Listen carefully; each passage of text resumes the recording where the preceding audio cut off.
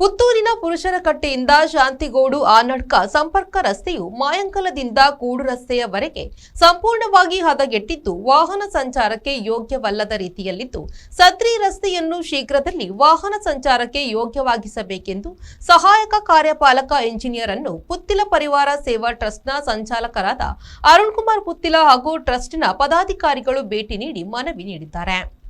ಈ ಸಂದರ್ಭದಲ್ಲಿ ಟ್ರಸ್ಟಿನ ಪದಾಧಿಕಾರಿಗಳಾದ ಉಮೇಶ್ ಕೋಡಿಬೈಲು, ಅನಿಲ್ ತೆಂಕಿಲ, ವಿಶ್ವನಾಥ ವಲ್ಯಾಯ, ಜಯರಾಮ ಪೂಜಾರಿ, ಲಕ್ಷ್ಮೀಪ್ರಸಾದ್ ಆನಾಜೆ, ಅವಿನಾಶ್ ಪುರುಷರ ಕಟ್ಟೆ, ರಾಕೇಶ್ ಓಜಾಲ ಉಪಸ್ಥಿತರಿದ್ದರು.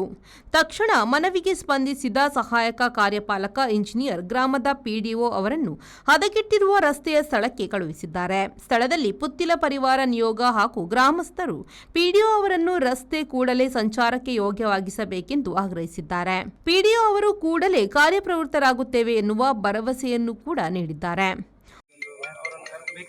ಪಂಚಾಯತ್ ಮೀಟಿಂಗ್ ಮಾಡಿ ಅಂತ ಈ ಸೈಡ್ ರೋಡ್ ಸೈಡ್ ಮನೆಯವರನ್ನೆಲ್ಲ ಕರೆದು ಈಗ ಒಂದು ಮೋರಿ ಮಾತ್ರ ಈ ಸಲ ಇದು ಮಾಡಿದ್ವಿ. ಎರಡು ಸೈಡ್ ಇದ್ದು ನಾಳೆ ಒಂದು ನಾಳೆ ಗಾಡಿ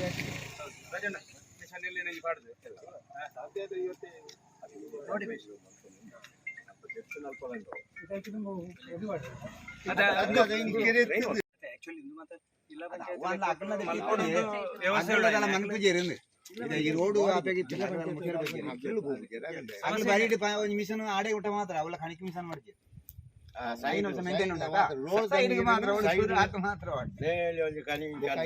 ಇದೆ ಜೆಸಿಬಿ ಕಣಿ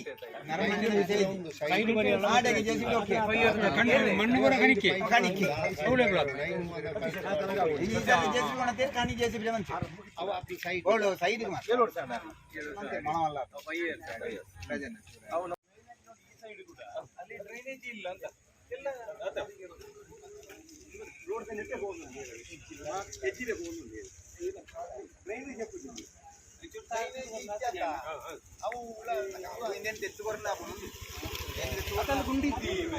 ಅನೀಶ್, ವಿ4 ನ್ಯೂಸ್, ಪುತ್ತೂರು.